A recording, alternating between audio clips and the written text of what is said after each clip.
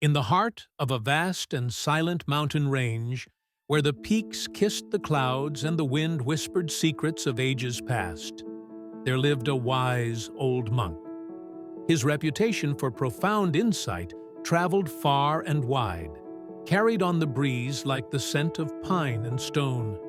It was this reputation that drew a young man, earnest and ambitious, to undertake a long and arduous journey. He sought knowledge, a key to unlock the success he craved, a formula for a life of purpose. After weeks of travel, scaling treacherous paths and crossing ancient bridges, he finally arrived at the monk's secluded temple, nestled high above the world. He found the old man sitting serenely in a simple courtyard, his eyes holding the depth of a calm lake. The young man, full of energy and bursting with questions, bowed respectfully. I wake up to a little bit of He drool began on my to pillow, speak feel like it's gonna be a bad day. his words tumbling I'm out tired in a of rush. shit, and the coffee He ain't spoke hit of his yet, goals, damn ain't his that great. studies, the books I don't he wanna had go read, to work, cause my and the boss is a jerk, philosophies and I'm he not had even debated. that paid.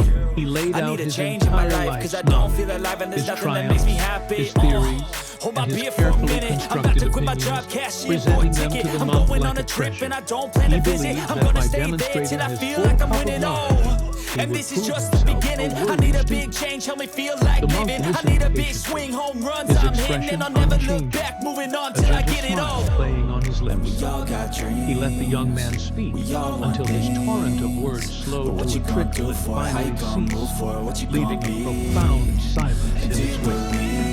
The air hung heavy with the young man's expectation. Without a word, the monk gestured to the young man to sit.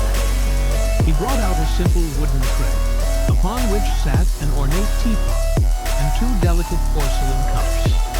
He placed one cup before his guest and began to pour the steaming, fragrant tea. The rich amber liquid filled the cup, rising to the brim. Yeah, this is my The life, young my man strife, my watched, right to ready fight, for the to wisdom die that was sure to follow And this this is my ancient game to ritual. play, to But the claim monk a did not brand new stop name. pouring. Oh. The tea And I ain't crested gonna the lie to rim you, of the cup I'm a bit and began nervous to that I spill might over, screw cascading everything up onto that the I've ever tray done. in But a what's the dark, point of living spreading if you pool. ain't having fun? It flowed and I guess I'll flowed, try this, try a that, silent, might miss, gotta wasteful find what I'm stream. good at. Startled, I guess the I young look man here, could no look longer there, over contain where am I himself. scared, where am I at? Stop! He I gotta exclaimed. make it in this life. cup is Whatever makes already me happy, full. know I'm doing No things more right. will go in. Sipping in the summer on a goose monk and paused, Sprite, or find a lifting the nightclub teapot. for the end of the night. He looked at the young man, his gaze both gentle and piercing. Like this cup, he said softly, his voice as calm as the morning mist. You are full of your own opinions and speculations. How can I show you wisdom unless you first empty your cup? The words struck the young man with the force of a physical blow. In that moment, the overflowing tea was no longer just tea. It was a mirror reflecting his own mind. A mind so cluttered with preconceived notions, with the pride of what he thought he knew, that there was no space left for anything new to enter. He had come seeking answers, but he had left no room to receive them. This ancient story, passed down through generations, is not merely a lesson from a forgotten time.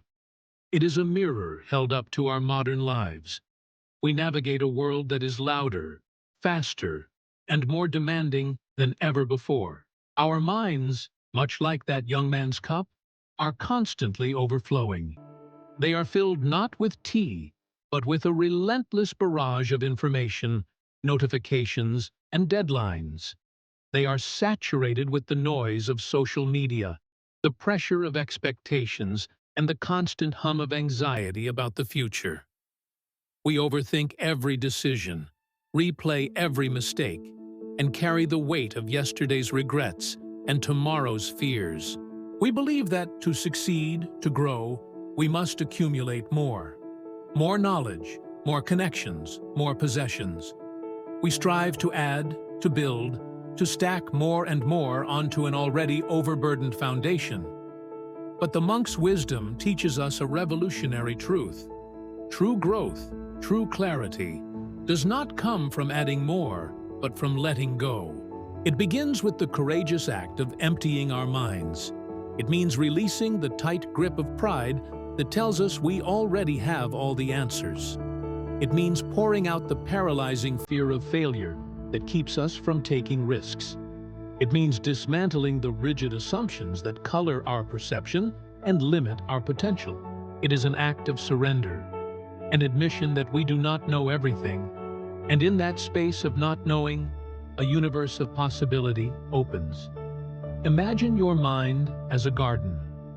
If the soil is choked with weeds of stress, worry, and ego, no new seeds of wisdom or creativity can possibly take root. To cultivate a beautiful garden, you must first clear the land.